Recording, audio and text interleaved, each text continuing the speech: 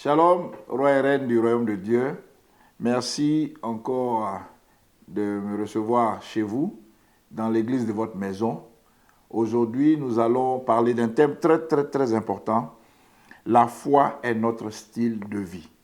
La foi est notre style de vie. Alors, nous allons définir deux thèmes qui me semblent très importants à définir. Qu'est-ce que c'est que la vie? Un jour, pendant que j'évangélisais dans la rue, j'ai rencontré ce monsieur à qui je posais la question. Pour toi, quelle est la définition de la vie?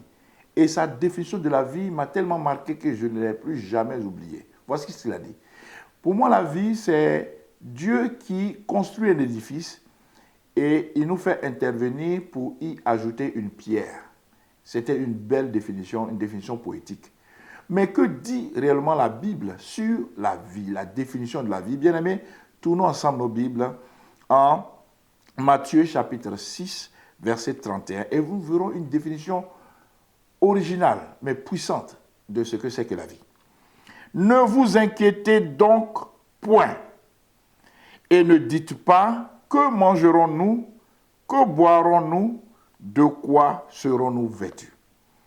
Bien-aimés, voici ce que Dieu appelle la vie. Le manger, le boire et le vêtement.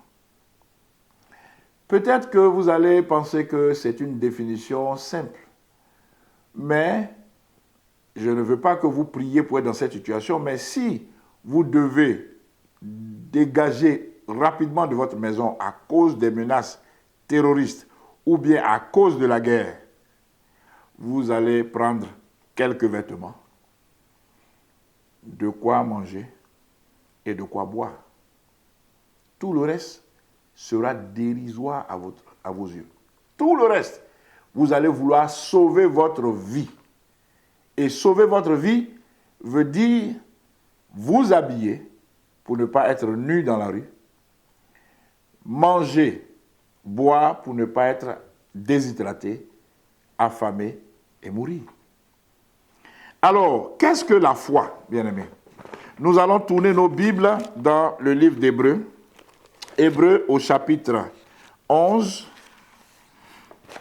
Bien-aimés, nous allons tourner nos Bibles dans le livre d'Hébreux. Hébreux au chapitre 11, verset 1, que nous connaissons tous. La Bible dit, « Or, la foi est une ferme assurance des choses qu'on espère, une démonstration de celles qu'on ne voit pas. » Alors, la foi, sans la foi, nous ne pouvons plaire à Dieu. Et nous voulons faire de la foi notre style de vie, parce que dans le royaume de Dieu, c'est par la foi que nous plaisons à Dieu. Si nous ne faisons pas de la foi notre style de vie, alors nous ne pouvons pas plaire à Dieu. Voici comment ça fonctionne. Dieu a une relation de père à fils avec nous. Mais Dieu, dans son rapport, veut que nous ayons la foi. Comment manifestons-nous cette foi-là? Tu demandes à Dieu de te bénir avec la santé. Tu es malade. Tu dis, Seigneur, guéris-moi. C'est ta prière. Et tu dis, merci Seigneur, parce que tu m'as guéri. Alors que tu ressens les douleurs, tu ressens la maladie est toujours là, mais tu remercies le Seigneur parce qu'il t'a déjà guéri. Ça, c'est la foi. Or, la foi est une ferme assurance des choses qu'on espère, une démonstration de celles qu'on ne voit pas. Alors, bien aimés, nous allons maintenant lire une histoire, enfin un verset qui va se rapporter à une histoire pour que nous puissions comprendre comment Jésus lui-même, plus tard, comment Jésus lui-même a mis en application cette foi-là. Mais nous allons tourner nos Bibles en Hébreux, chapitre 10, verset 34 à 39, pour comprendre un principe. Pour comprendre un principe que Jésus a utilisé. En effet, vous avez eu de la compassion pour les prisonniers. Et vous avez accepté avec joie l'enlèvement de vos biens, sachant que vous avez des biens meilleurs et qui durent toujours. Alors, accepter avec joie l'enlèvement de ces biens, vous ne pouvez pas comprendre. Mais quand vous êtes persécuté, que vous devez quitter, regardez tous les chrétiens qui sont en Irak, qui ont été chassés par l'État islamique, hein, à cause de leur acceptation de la parole de Dieu, l'espérance en Christ, ils ont accepté avec joie l'enlèvement de leurs biens. Pourquoi? Sachant que vous avez des biens meilleurs et qui durent toujours. Retenez cela, bien aimé, nous allons y revenir. N'abandonnez donc pas votre assurance à laquelle est attachée une grande rémunération. Car vous avez besoin de persévérance afin qu'après avoir accompli la volonté de Dieu, vous obteniez ce qui vous est promis. Encore un peu de temps. Celui qui doit venir viendra et il ne tardera pas. Et mon juste vivra par la foi.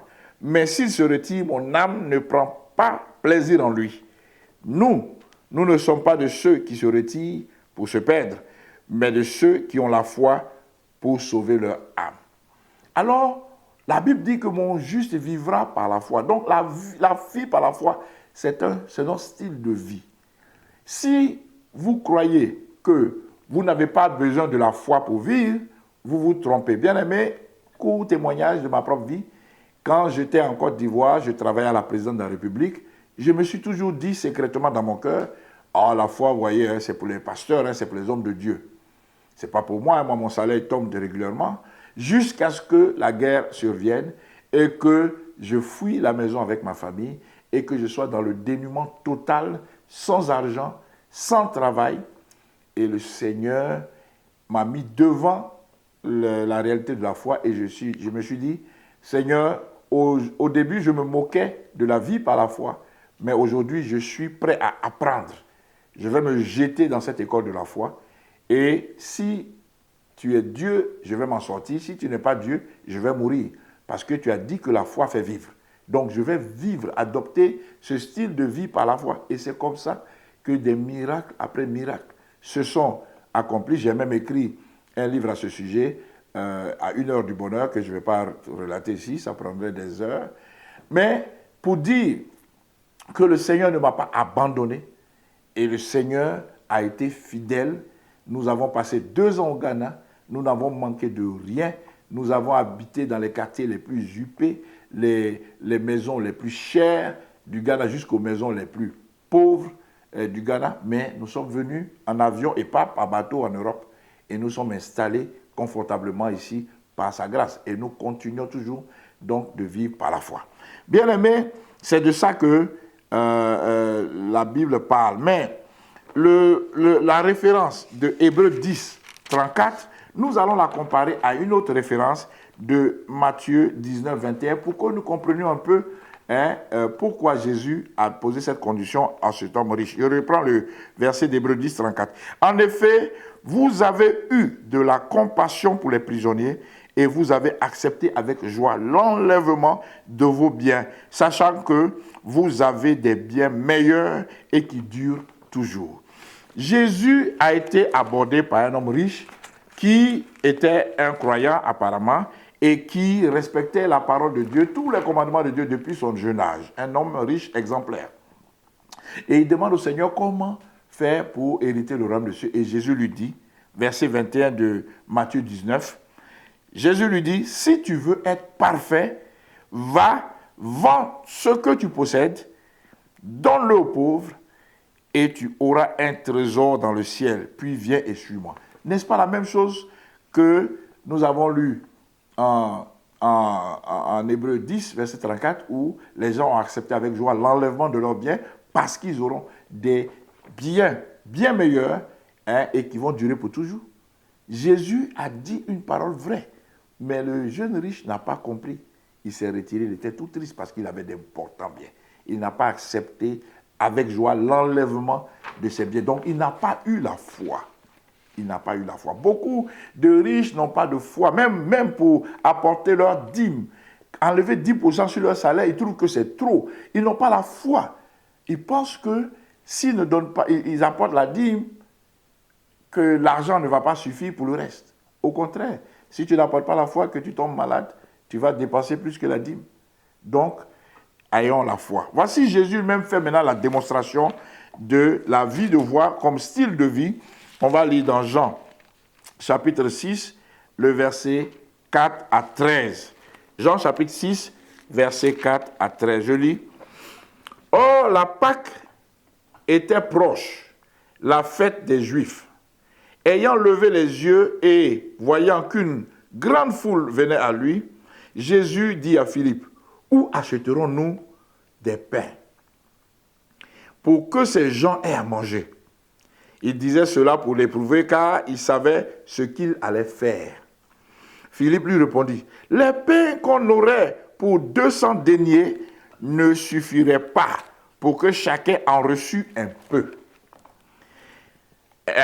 Un de ses disciples, André, frère de Simon, lui dit, « Il y a ici un jeune garçon qui a 5 pains d'orge et 2 poissons. Mais qu'est-ce que cela pour tant de gens ?» Jésus dit, « Faites-les asseoir. » Il y avait dans ce lieu beaucoup d'herbes. Ils s'assirent donc au nombre d'environ 5000 hommes. Jésus prit les pains, rendit grâce et les distribua à ceux qui étaient assis. Il leur donna de même des poissons autant qu'ils en voulurent. Lorsqu'ils furent rassasiés, il dit à ses disciples, « Ramassez les morceaux qui restent afin que rien ne se perde. » Ils les ramassèrent donc et ils remplirent 12 paniers avec les morceaux qui restaient des 5 pains d'orge après que tous eurent mangé. Bien-aimés, ce qui s'est passé ici, c'est la manifestation, la démonstration de la foi de Jésus. Et cette foi-là a apporté le miracle. Si vous vous souvenez bien, le Shabbat passé, nous avons parlé de ne pas utiliser des paroles vaines, mais plutôt, soit que nous nous taisions, soit que nous prononcions des paroles d'action de grâce. Et c'est cette action de grâce-là que Jésus fait. Il prend les 5 poissons du jeune garçon, les 5 pains du jeune garçon, les deux poissons, il rend grâce, il les présente à Dieu et il rend grâce. Et il commence à distribuer aux gens qui étaient là. Et le Seigneur a fait les miracles. Au fur et à mesure qu'il donnait, cela peut-être repoussait. Mais en tout cas, en rendant grâce à Dieu, il a mis sa foi en Dieu et ce miracle-là s'est accompli. Ça n'a rien à voir avec la magie. Les chrétiens ne font pas de la magie. C'est le miracle de Dieu. C'est Dieu qui fait cela. Et cela s'est produit dans le livre des Rois, quand le prophète est venu chez la veuve et il a dit, demande des vases à tous tes voisines, tes voisins, autant de vases que tu peux, renverse de l'huile, cette huile que tu avais, et quand elle a renversé, au fur et à mesure, elle a renversé. Quand les vases étaient pleins, l'huile s'est arrêtée. C'est la même chose. C'est Dieu qui fait les miracles. Quand on a la foi, le Seigneur nous honore par des miracles. Donc Jésus a prouvé que la foi fait vivre, mais il y a beaucoup de choses que nous devons tirer, des avantages que nous devons tirer quand nous menons une vie de foi, les miracles nous accompagnent. Que Dieu vous bénisse. Merci d'adopter cette vie de foi comme votre style de vie et le Seigneur vous accompagnera avec des miracles. Que Dieu vous bénisse. Les Traot, shalom.